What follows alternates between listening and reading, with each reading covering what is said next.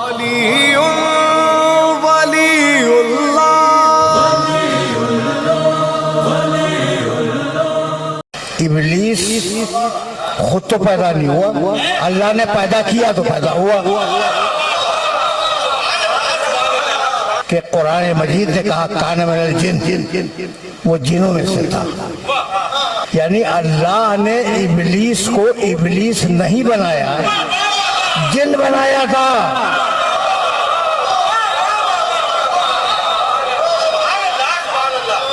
کانا من الجن ففسق عن امر ربہ، وہ جن تھا اور اس نے اپنے رب کے حکم کی نافرمانی کی، تو اس لیے اللہ نے اسے دھتکار دیا. ٹھیک ہے نا؟ تو ابلیس کیسے گمراہ ہوا، یہ سوال ہے نا. اب ایک آیت اور سنتے جاؤ تاکہ تم پہ واضح ہو جائے کہ وہ گمراہ ہوا تو کیسے ہوا. بسم اللہ الرحمن الرحیم. والشمس وضحاها والقمر اذا تلاها. آگے والنہار اذا جلاها، قسم ہے دن کی جب وہ مکمل طریقے سے روشن ہو جائے. واللیل اذا یغشاها، قسم ہے رات کی جب وہ مکمل طریقے سے تاریک ہو جائے.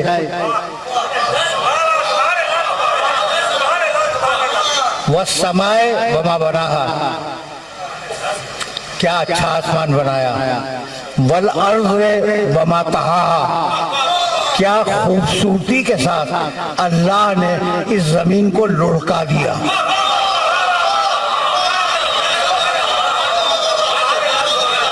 دیکھو بھائی، یہ یاد رکھنا اور یہ یاد رکھنے کی چیز ہے کہ زمین میں حرکت پائی جاتی ہے اور زمین کوروی ہے، کورے کی صورت میں ہے. یہ دونوں باتیں 19ویں صدی کی ہیں، اس سے پہلے کسی کو پتہ نہیں تھا کہ زمین میں حرکت پائی جاتی ہے اور وہ کوروی ہے. ٹھیک ہے نا؟ قرآن نے کیا کہا؟ اور ہم نے کیا اچھی طرح زمین کو لڑکا دیا. لڑکانے میں حرکت بھی ہے، گولائی بھی ہے.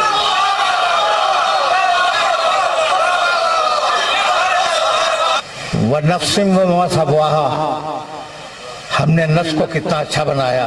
فجورها وتقواها، اور اللہ نے فسق و فجور کا الہام اس نفس کو کر دیا.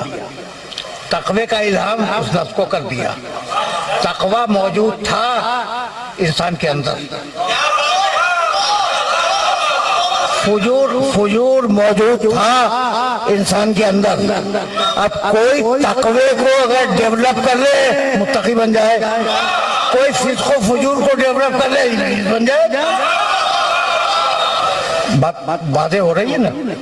تو ابلیس اپنی منطق اور اپنے فلسفے سے گمراہ ہوا. اس میں مشیت الہی کو کوئی دخل نہیں ہے. یہاں تک میرے ساتھ آ گئے. اچھا بھائی، اب پھر چلو آئے مبارکہ کی طرف. بسم اللہ الرحمن الرحیم. قل اعوذ برب الناس ملک الناس الہ الناس من شر الوسواس الخناس الذی یوسوس، کہاں وسوسہ کرتا ہے؟ سینوں میں. جگہ معین کی ہے اللہ نے. ابلیس کے وسوسہ کرنے کی جگہ کیا ہے؟ سینہ. یہ ذہن میں رکھنا، اس لیے کہ میں اس سے کام لینا چاہ رہا ہوں. اور اگر اس آیت تک پہنچ گیا تو میری محنت یہیں پہ سوارت ہو جائے گی. اچھا بھائی، تو یوسوس فی صدور الناس، ابلیس انسانوں کے سینوں میں وسوسہ کر رہا ہے. یہی ہے نا؟ عجیب بات یہ ہے کہ سورہ حجرات 49واں سورہ، اس سورے کی ایک چھوٹی سی آیت، قالت الاعراب آمنا، عرب کہتے ہیں کہ ہم ایمان لائے.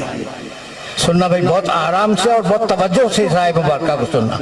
قالت الاعراب آمنا، عرب کہتے ہیں کہ ہم ایمان لے آئے. قل لم تؤمنوا، حبیب ان سے کہہ دو کہ تم ایمان نہیں لائے ہو.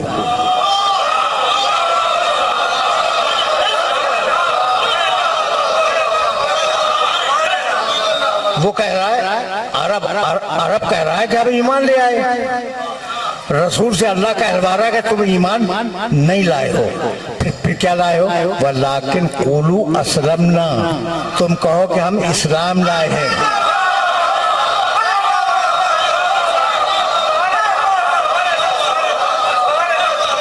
ہم ایمان نہیں لائے ہیں، ہم اسلام لائے ہیں۔ وَلَمَّا يَدْخُلِ الْإِيمَانُ فِي قُلُوبِكُمْ، اور ابھی تو ایمان تمہارے دلوں میں بھی داخل نہیں ہوا۔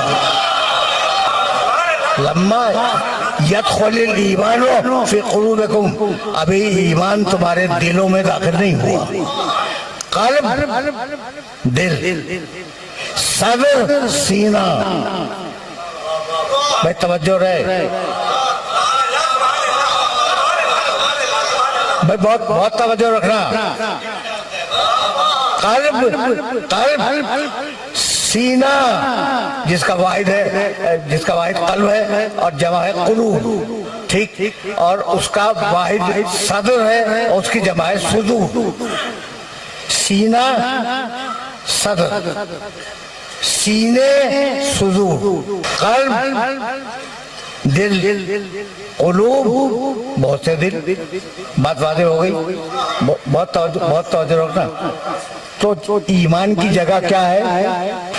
ایمان کی جگہ قرآن کی آیت ہے، ایمان کی جگہ دل ہے، اور اسلام کی جگہ سینہ ہے۔ تو مومن کو اور مسلمان کو الگ تو ہونا ہی چاہیے۔ تو مسلمان میں اور مومن میں فرق ہونا چاہیے نا۔ جب قرآن خود کہہ رہا ہے کہ تم مسلمان ہوئے ہو، تمہارے دل میں ایمان ابھی داخل نہیں ہوا۔ ایمان جاتا ہے دل میں، توجہ رہے، اس لیے کہ اب کچھ کہنا چاہ رہا ہوں میں۔ ایمان دل میں جاتا ہے، اسلام سینے میں جاتا ہے۔ اتنی بات واضح ہو گئی؟ اور دونوں آیتیں ذہن میں رکھو گے، دونوں آیتیں۔ وہاں کہا کہ صدور الناس، سینے میں گمراہ کرتا ہے،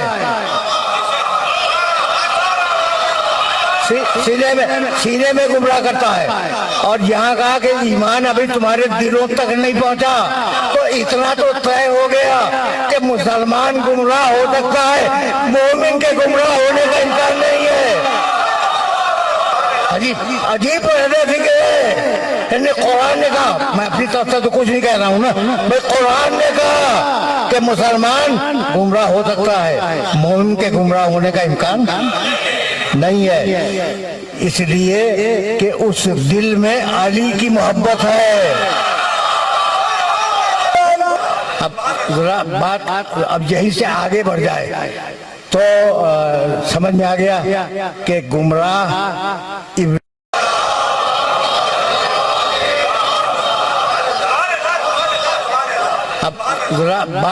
اب یہی سے آگے بڑھ جائے تو سمجھ میں آ گیا کہ گمراہ ابلیس کرتا ہے،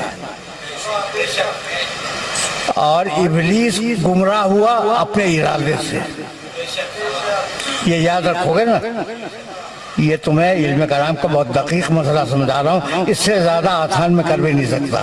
ابلیس گمراہ ہوا اپنے ارادے سے، اور پہلا جھگڑا تمہارے باپ سے ہوا۔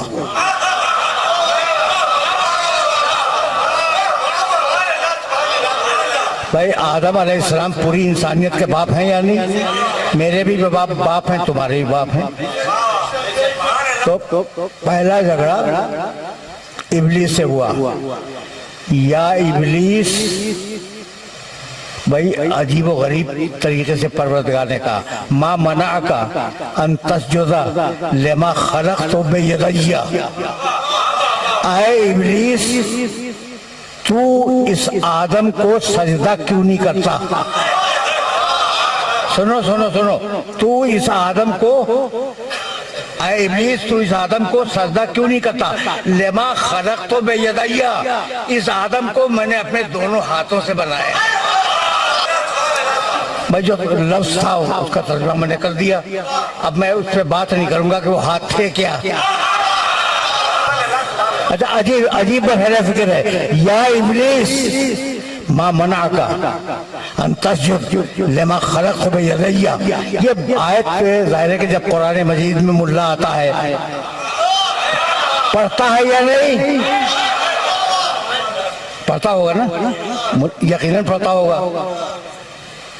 بھائی ٹھیک ہے یا نہیں کہ ملا جب اس آیت تک آتا ہوگا یا ابلیس ما منعک ان تسجد لما خلقت بیدی، تو اس آیت کو پڑھتا ہوگا یا نہیں؟ تو یا ابلیس تو بہت خوش ہو کے کہتا ہے اور یا علی کہتے ہوئے موت آتی ہے. تو تم نے سن لیا قرآن نے کیا کہا ابلیس سے.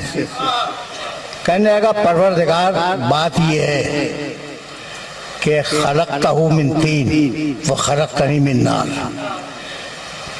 تو نے اسے مٹی سے بنایا ہے، مجھے آگ سے بنایا ہے. آگ چونکہ افضل ہے مٹی سے اس لیے میں اس کو سجدہ نہیں کروں گا. دیکھو اسلام بہت باریک ہے.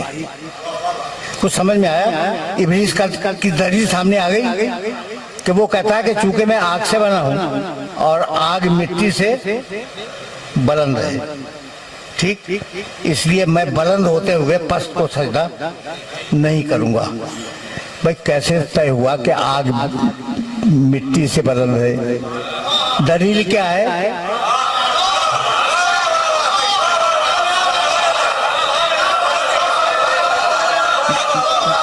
اب سمجھ میں آیا کہ کیسے وہ دلیل گمراہ ہوا؟ اب سمجھ میں آیا؟ یعنی عجیب بات یہ ہے کہ اگر تم دیکھو تو آگ میں جو چیز ڈالو جلا کے خاک کر دے گی اور مٹی رزق دیتی ہے.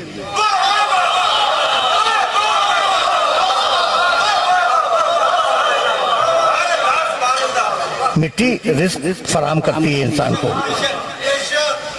غذا فراہم کرتی ہے، انسان کو پانی فراہم کرتی ہے، بہت کچھ جو کچھ بھی انسان کو ملتا ہے طعام و غذا کے لیے اور چیزوں کے لیے وہ مٹی تو دیتی ہے نا. تو یہ طے کیا تم نے کیسے کہ آگ افضل ہے مٹی کمتر ہے؟ بھائی توجہ رکھنا. دیکھیں اب میں آگے بڑھ رہا ہوں یہاں سے اور میرے پاس ابھی وقت ہے. تو جھگڑا تو ہو گیا. کہنے لگا بھائی سننا، بس سننا، لیکن میں اللہ اور ابلیس کا مکالمہ آپ کو سنا رہا ہوں. مکالمہ اب اللہ سے گفتگو ہو رہی ابلیس کی کہ تو نے مجھے آگ سے پیدا کیا اور آگ افضل ہے اس لیے میں اس کو سجدہ نہیں کروں گا. جبی نے مشیت پہ شکن آ گئی، جلال آ گیا اور کہا نکل میرے دربار سے نکل. جانتے ہو کیا کہنے لگا؟ رب بھائی توجہ رکھنا، اے میرے پروردگار، اے میرے پروردگار. اللہ کو مانتا ہے.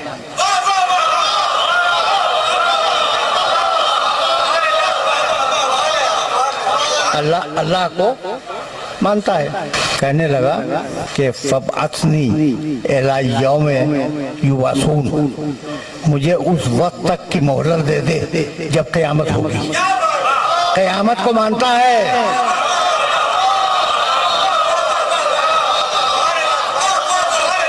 ابلیس اللہ کو مانتا ہے، قیامت کو مانتا ہے.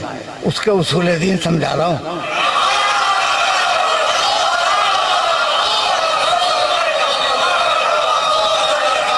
اس کے اصول دین، ابلیس کے اصول دین، توحید مانتا ہے، قیامت مانتا ہے.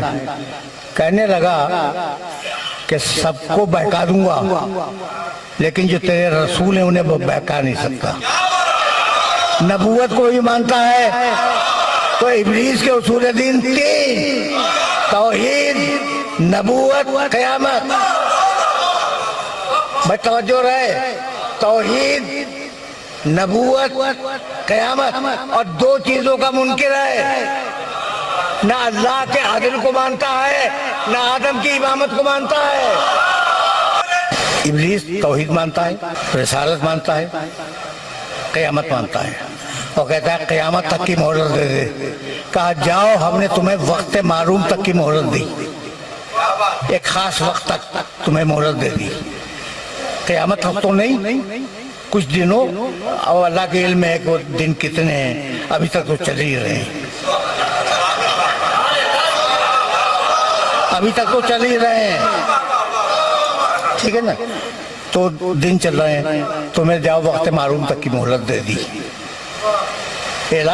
یوم الوقت المعلوم، ہم نے تمہیں وقت معلوم تک کی مہلت عطا کر دی۔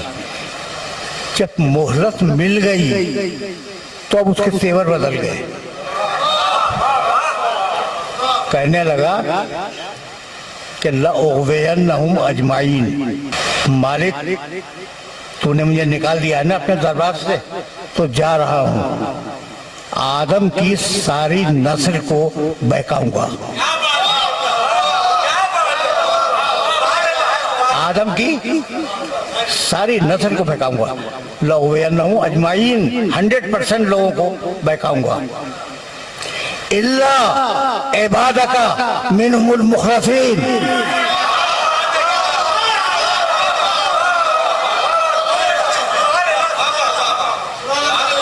دیکھیے اللہ عبادک منہم المخلصین، جو تیرے مخلص بندے ہیں، مخلص نہیں، مخلص کا معنی جو خالص ہو، اللہ کی بارگاہ میں نیاز رکھنے والا ہو، یہ مخلص ہے، مخلص جسے اللہ نے خالص بنایا ہو، اللہ عبادک منہم المخلصین، پروردگار جو تیرے مخلص ترین خالص ترین بندے ہیں انہیں بہکا نہیں سکتا۔ دیکھو بھئی، شکایت ہمیشہ اپنوں سے ہوتی ہے، شکایت ہمیشہ اپنوں سے ہوتی ہے، اب مجھے حق ہے نا شکایت کرنے کا کہ ابلیس تو انہیں پہچان گیا، آپ اب تک نہیں پہچانے۔ بھائی توجہ رہے، لَأُغْوِيَنَّهُمْ أَجْمَعِينَ، بھائی توجہ رکھنا، اس جگہ بہت نازک مرحلہ فکر ہے۔ میں آدم کی پوری نسل کو بہکاؤں گا، اور ایک جگہ نہیں ہے جملہ قرآن میں، کئی جگہوں پہ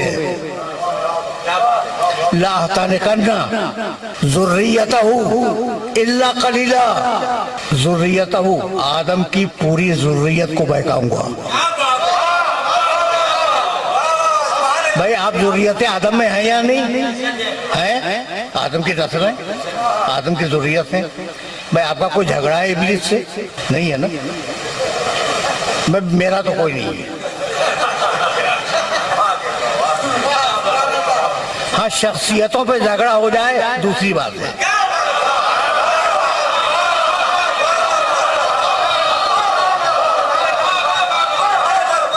لیکن میرا کوئی جھگڑا ابلیس سے نہیں ہے۔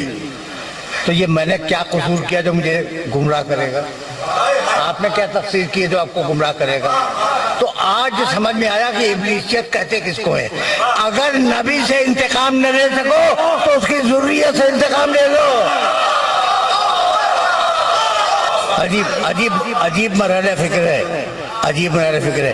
یہاں تک آگے میرے ساتھ۔ اب میں مقام محمد کی طرف جا رہا ہوں، اب یہاں سے جا رہا ہوں تو لیکن ایک جملہ کہہ کے جاؤں گا کہ اب وہاں سے جہاں تمہارے باپ کا جھگڑا ہوا آدم سے، وہیں سے نظام ہدایت اور نظام گمراہی الگ الگ ہو گئے۔ وہ گمراہی کا ٹھیکہ دے چکا ابلیس۔ اب اللہ نے انبیاء و مرسلین کو اور ائمہ کو ہدایت کے لیے مبعوث کیا ہر زمانے میں۔ صرف تمہارے امام نہیں ہیں، موسیٰ بھی امام تھے، یہ ذہن میں رہے، اور بنی اسرائیل میں بہت امام ہوئے ہیں، قرآن نے ان کا تذکرہ بھی کیا ہے، ٹھیک ہے نا؟ تو اب ایک ہدایت کا سلسلہ چلا، ایک گمراہی کا سلسلہ چلا، اور اب یہاں تمہیں روکوں گا میں، اور روکنے کے بعد کچھ عرض کرنا چاہوں گا۔ کہنے لگا، دیکھو بھائی بہت تابعداری کر رہا تھا کہ مجھے مہلت دے دے، جب مہلت مل گئی تو کیا کہنے لگا؟ لَأَقْعُدَنَّ لَهُمْ صِرَاطَكَ الْمُسْتَقِيمَ، لَأَقْعُدَنَّ لَهُمْ صِرَاطَكَ الْمُسْتَقِيمَ، میں پروردگار تیری صراط مستقیم پہ بیٹھ جاؤں گا۔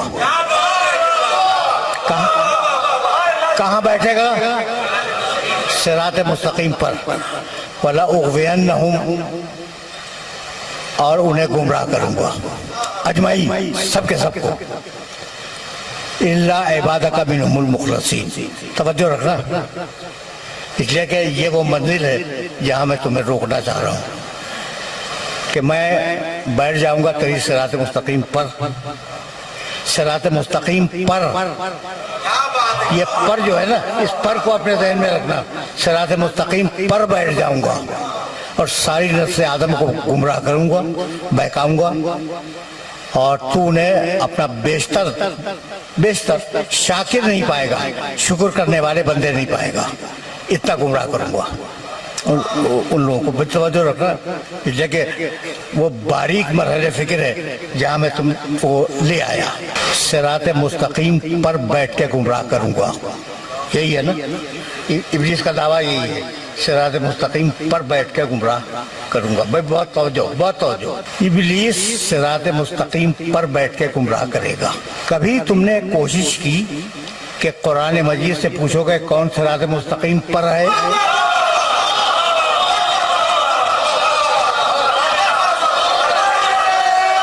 کون ہے؟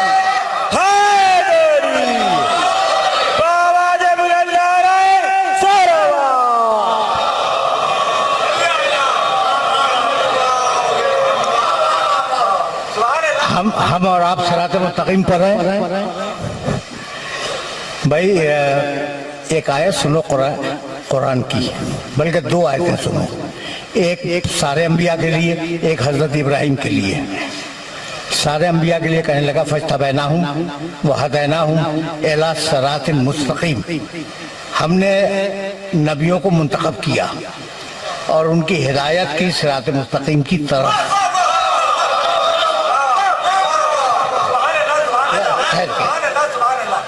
کیا کیا میں نے ہدایت کی، کس کی؟ نبیوں کی ہدایت ہوئی صراط مستقیم کی طرف۔ اور اب ابراہیم علیہ السلام کی آیت سنتے جاؤ۔ ابراہیم علیہ السلام کا اسٹیٹس تمہیں معلوم ہے کہ رسول اللہ کو چھوڑ کر، پیغمبر اکرم کو ہٹا کے باقی جتنے انبیاء و مرسلین گزرے ہیں دنیا میں، ان سب سے افضل ہے حضرت ابراہیم۔ کتنی بڑی شخصیت ہے۔ کہنے لگا ان ابراہیم کان امتن قانتن للہ حنیفن ولم یک من المشرکین شاکرا لانعمہ اجتباہ وہداہ الی صراط مستقیم۔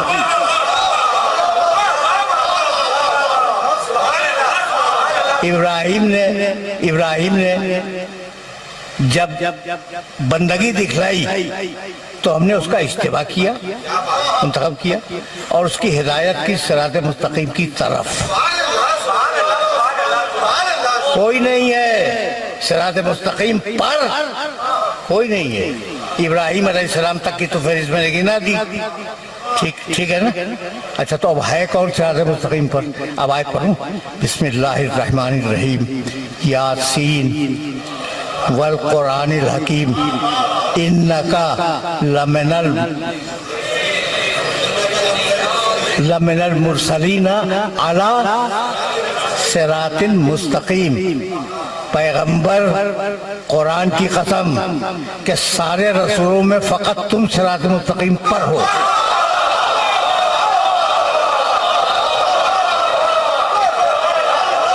فقط تم۔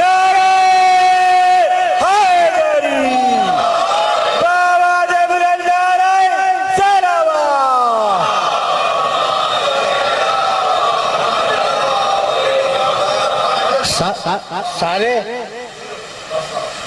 پیغمبروں میں فقط تم ہو اکیلے صراط مستقیم پر۔ تو اب کون رہ گیا صراط مستقیم پر؟ اکیلے رسول اللہ۔ میں تلاش کر رہا تھا قرآن پڑھتے ہوئے تو مجھے ایک اور ملا۔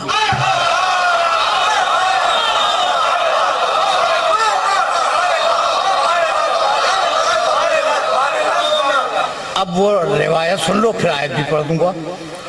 روایت یہ ہے کہ حضرت عبداللہ ابن مسعود رضی اللہ تعالیٰ عنہ ایک دن پیغمبر اکرم کی خدمت میں آئے اور کہنے لگے کہ یا رسول اللہ، آپ صراط مستقیم پر ہیں، لیکن قرآن کی ایک دوسری آیت میں ایک اور شخص کو صراط مستقیم پر کہا گیا، وہ کون ہے؟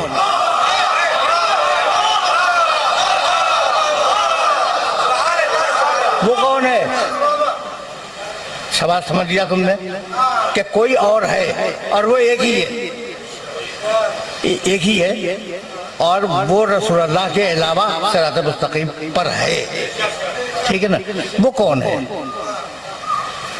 عجیب مرحلہ فکر ہے۔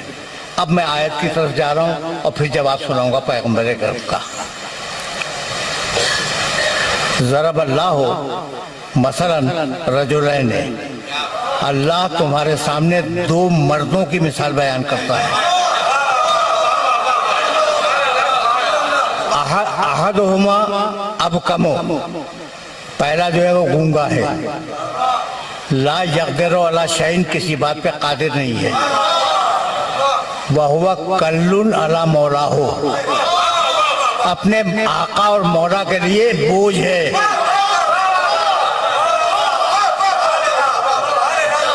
اینما یوجہہ لا یأتی بخیر، اس کا مولا اسے کہیں بھی بھیجے وہ خیر لے کے واپس نہیں آتا، چاہے سورہ برات ہی کیوں نہ ہو، اس کا مولا اسے کہیں بھی بھیجے وہ خیر لے کے واپس نہیں آتا۔ ہل یستوی ہوا، کیا یہ شخص اس شخص کے برابر ہو سکتا ہے؟ ہل یستوی ہوا ومن یأمر بالعدل وہو علی صراط مستقیم، ایک اور ہے جو عدل پہ قائم ہے اور صراط مستقیم پر ہے۔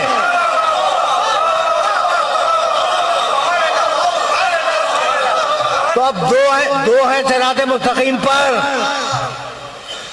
ایک رسول اللہ اور ایک کو تلاش کرنا ہے کہ وہ ہے کون، ٹھیک ہے نا؟ تو حضرت عبداللہ ابن مسعود نے رسول اللہ سے پوچھا کہ یا رسول اللہ، آپ تو ہیں صراط مستقیم پر، سمجھ میں آ گیا، سورہ یاسین میں لکھا ہے، یہ دوسرا کون ہے جو صراط مستقیم پر ہے؟ اتنے میں علی کے گھر کا دروازہ کھلا،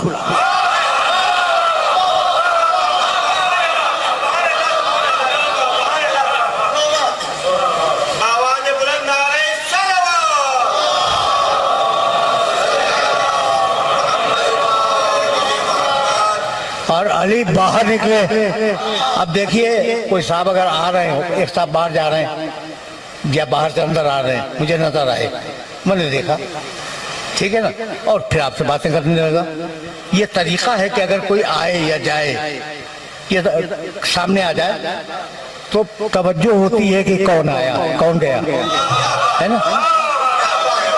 تو جیسے ہی علی نکلے، ابن مسعود نے دیکھا علی کی طرف، دیکھ لیا نا، اور پھر مڑے عبداللہ ابن مسعود رسول کی طرف کہ یا رسول اللہ، وہ دوسرا کون ہے جو صراط مستقیم پر آئے؟ مسکرا کے فرمانے لگے، دیکھ بھی رہے ہو اور